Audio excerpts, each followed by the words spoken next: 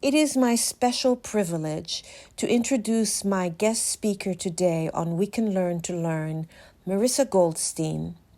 She's an educator, artist, researcher, and social change advocate. Marissa is a unique teacher who leads with her heart and holistically nurtures young children with her background as a doula for labor, delivery, and postpartum care for mothers and families. She's also a social change advocate for children and families in many parts of the world. Marissa also has 2 Masters of Arts degrees in early childhood education, international development, social change with a concentration in maternal and infant health from Clark University and Teachers College at Columbia University. Marissa's work has been recognized with many awards, fellowships, and grants, including a Fulbright scholarship to Thailand and Wild Gift Fellow for Social Entrepreneurship for Survivors of Adverse Childhood Experiences. In South Africa, she founded an organization to help women and girls who were subjected and impregnated by sexual abuse.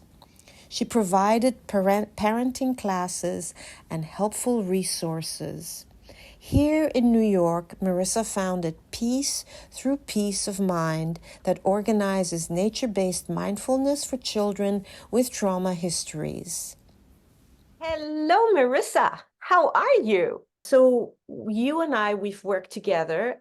I've worked in your classroom in a preschool setting, and I was working with one student in your classroom, and you were working with several students in the classroom, like something like 15 or 16 students. 18. How many? 18. 18 students.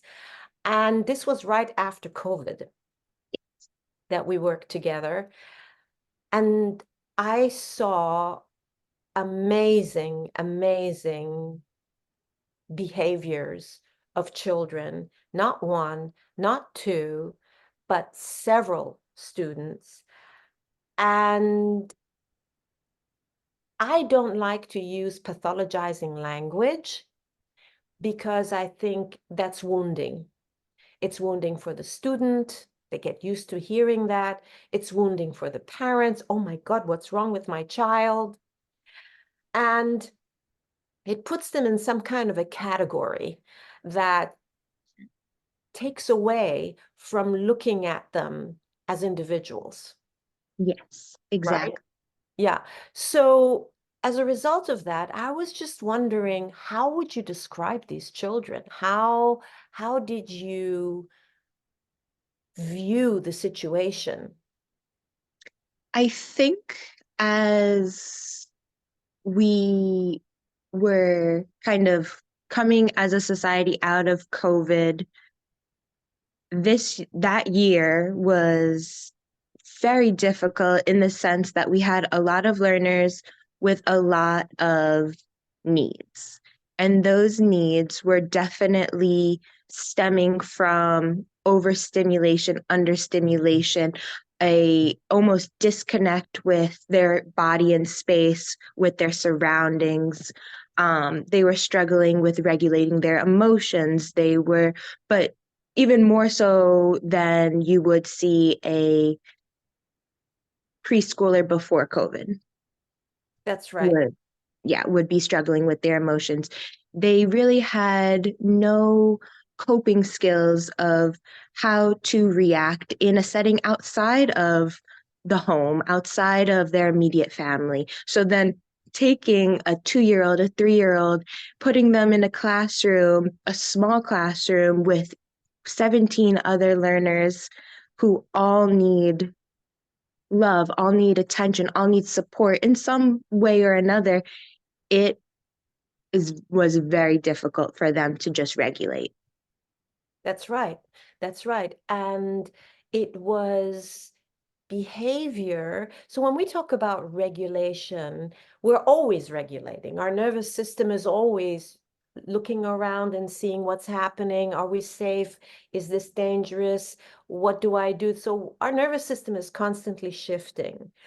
But when we talk about regulation, just to kind of explain the word, we're meaning emotional balance. That is to say, is the child activated to the point that he cannot attend, Mhm. that he cannot stop crying, stop hitting, stop screaming?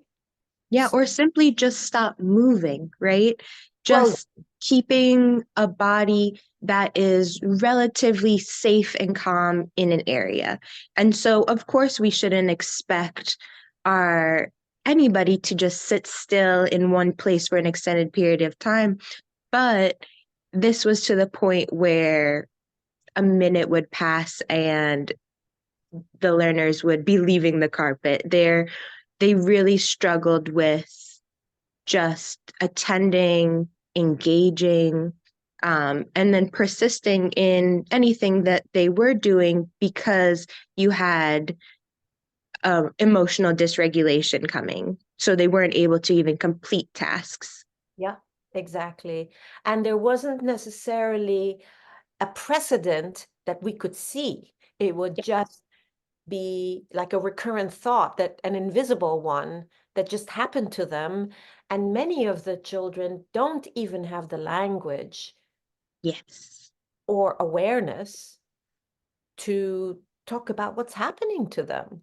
Definitely the language component was just an added disadvantage for helping learners um, just be in the classroom happily and safely because we had a lot of learners who presented as reluctant to verbalize their needs or who weren't even able to due to um, kind of more cognitive delays. So they did lash out in different ways. They did try to communicate in different ways. And as a teacher, that adds a lot more on our plates because we are not only learning how the learners would communicate verbally, but we're paying attention to body language. We're paying attention to like trauma responses almost.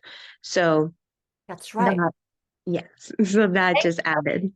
thank you for bringing up the word trauma, because I do believe that people don't realize that early adverse childhood experiences have a tremendous effect on the brain architecture, on the emotional wellness, on the social connection, the trust, the attachment Yeah. to adults, to other children. And so, on top of all of that, we have a shortage of services, Mhm. getting OT, getting PT, getting speech language. Many of these children don't even receive the services that they qualify for as a result of evaluations. Never mind those kids who never get evaluated because of various reasons, or they get evaluated, but they fall in that window where they don't get the services, even though they should, in the Mhm. sense of their capacity to learn and to keep up. Yes, or the services are just inadequate, as in, like, we had a situation where a speech pathologist told us that there was nothing more she could do for one of our learners in this setting because he was not in the right setting. But what does that leave us as the teachers then? We know he's not in the right setting and he qualifies for these services, but you're telling us that because he's in the wrong setting, you can't do anything. So Correct. there was even like this reluctance, this almost like they gave up Yeah. while we couldn't give up and we would never give up. So, Yes, exactly. yeah. Exactly. And so what did you end up doing? I know what you did. I saw it with my own eyes, and I was so appreciative of what you did. So, from your point of view, and for other teachers who would find themselves in a similar situation, because we have now we have COVID babies too, and many of them have language delays for Mhm. a number of reasons, but that's one of the byproducts of having adverse childhood experiences from even in utero times. And you, among your many hats that you wear, are also a trained doula, Yeah. a midwife. Mhm. Yeah. So, so tell me, with that background, how did you incorporate that, knowing what young children need, and then being a teacher in a setting that has a certain rules and regulations where touching children is not really encouraged nowadays. So tell us about that. Yeah. So as a doula, I like to equip parents from the get-go with the tools of language for their babies because babies are communicating with us whether we're paying attention or not.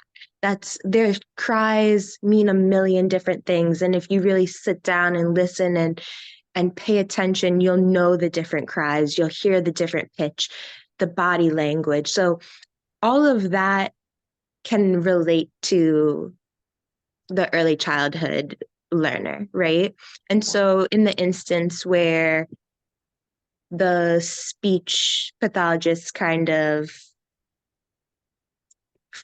felt there was no more that they could do, um, I taught that learner sign language because I've taught baby sign language, so I could teach a 2 year old sign language. And we start the same way. We're talking, we are communicating. I'm modeling language throughout the whole day for all of my learners, but we're also incorporating more physical ways for those learners and all learners in the classroom because it wasn't just that one nonverbal learner who was struggling, it was many of them. So we incorporated more sign language, we incorporated more physical ways of communicating during times of stress or conflict that did not require a learner to tell me how they were feeling with words. And so that helped mitigate more, I would say it helped mitigate the hitting or the pushing or the biting or any kind of um, behaviors that we do not view as pro-social behaviors in a classroom, right? Yeah, it's safe So bodies. We want to have safe bodies for everybody. Safe hands, safe bodies, and and yet what is also fascinating is that it's not like they intend to hit. It is totally automatic. yeah, And it's maybe not even, there's no thought really, it's just reaction. exactly. And I am a big fan of the polyvagal theory, as you know, where so in the polyvagal theory, what is revolutionary about it, and I think it's worth mentioning, is that in behavior sciences, we talk about a trigger and a response. And in the polyvagal theory, what we realize is that there is an intervening variable. It sounds very technical, but the intervening variable is where is the child at in its autonomic nervous system that is automatically making them choose this adaptive behavior, which in the case of hitting is a fight response. Yeah. It's a case of like a deer in the light where the child is just not responding and just crying. Mhm. That's the freeze state, right? And and then there is also the flight where the child just wants to run away. You know, Yeah. is a runner as we call them, is a runner. And then there is the collapse, which is another survival response. Those are all survival responses. So the intervening variable helps us as teachers to hit the pause button and realize, oops, they're in survival mode. Yeah. This is unconscious behavior. And for the most part, rewards don't help. Punishment makes it worse because Yeah. it affects their self-image. And so tell us what you did, because I saw what you did. Well, I do think we just did so many things. It was a true trial and error of a year.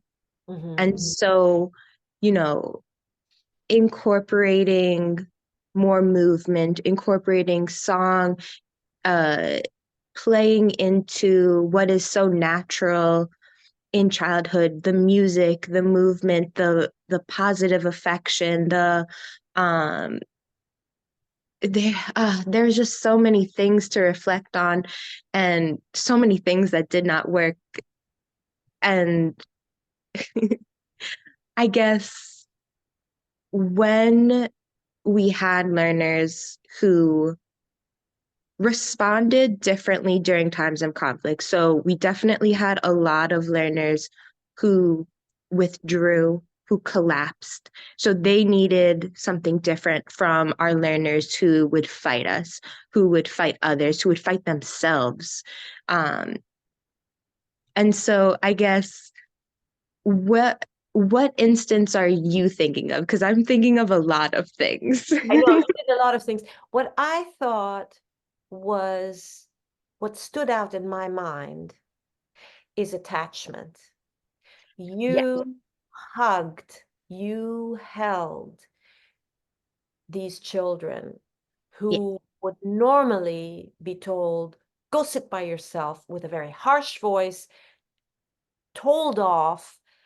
There are consequences for this type, that kind of response that the child is familiar with and is just adding to their distress.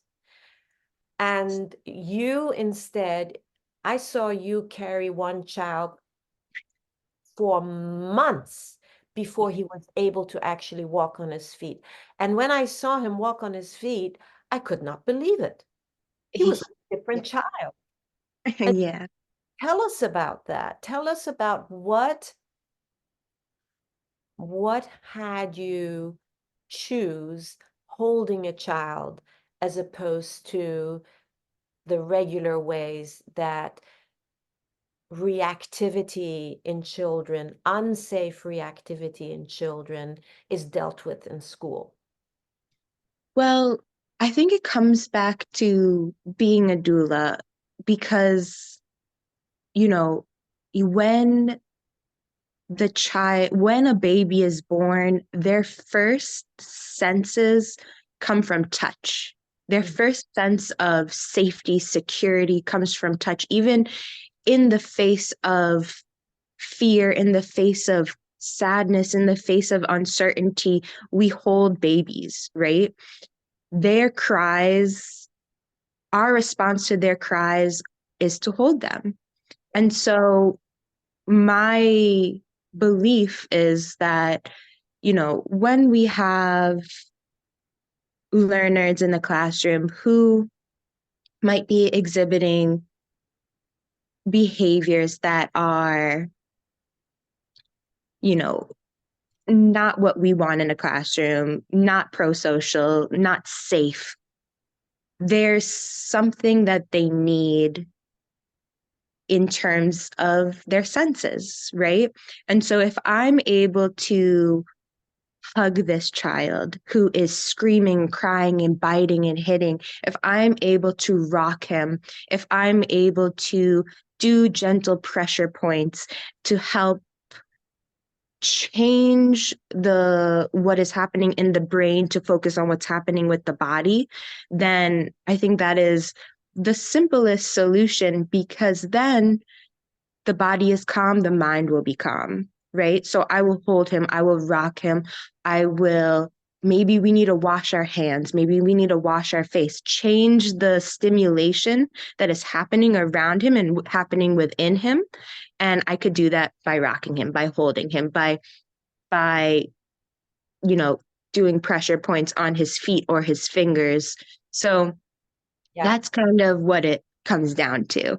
And I am never, when I see behaviors that we don't want to see in a classroom, the hitting, the screaming, the defiance, the, you always have to remember that you're an adult, you are bigger than them. You should never be somebody who they see as someone to fear, right? And so if they're hitting, if they're screaming at me, if they're pulling my hair, if they're biting me, scratching me, I'm not going to lose my cool. I'm going to meet those behaviors with those of love, with those of affection, with those of trust and security. And so that they know that whatever they are doing, I'm still a person, a pillar of support, a pillar of trust. I will always come back and love them. I will always offer them hugs. I will always, praise them and show them affection, because that's what they deserve. And that's what's showing them. That's really what like emotional regulation is, like logically, right? When we have these unlogical emotions, out of control feelings, our bodies are out of control, our minds are racing, we're crying, we're screaming. But if I can see someone be calm, be cool, be collected during those moments, I could also model that, right? And I could try that. So that's kind of, it's twofold. So like showing them that they are safe in my arms helps them regulate their own bodies. Totally, totally. And it offers them a pause. Even if it's a nanosecond, which it wasn't, it was for hours while they were in school. But that, just that, I think brings forth the healing reflexes in every single person.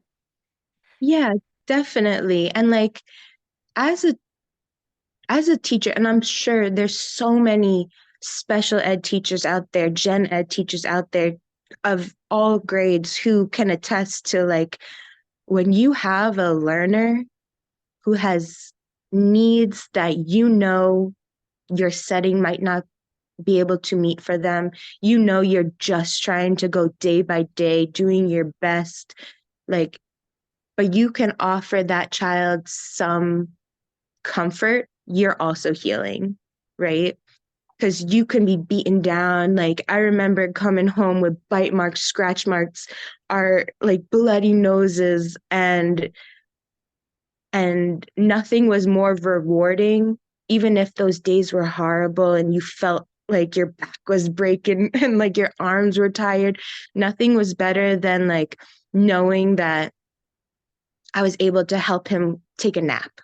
I was able to help him play with a friend in like a very positive way. Like those were the moments that like just lifted your spirits and like was like, okay, I could go back the next day. I could do this again, you know? Well, Marissa, I just am so happy there are people like you who are teachers, because you're not just anyone. I mean, you've been all over the world, South Africa.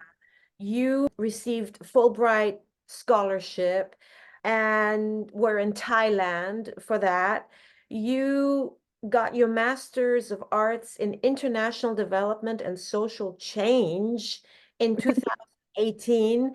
And then in 2020, you decided to get your Master's in Early Childhood Education. I know I'm just opening up a whole new subject, and that's only to ask you to please come back because we have so much to talk about. Of Yeah. course.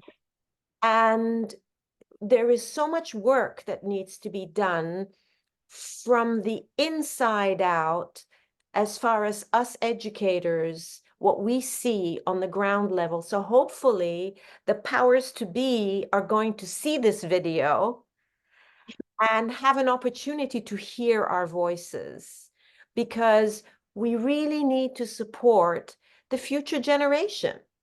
Yeah. This is unconditional. It's really unconditional. And the take home here is something big that you said. The teacher needs to be regulated so that the children can feel safe and secure.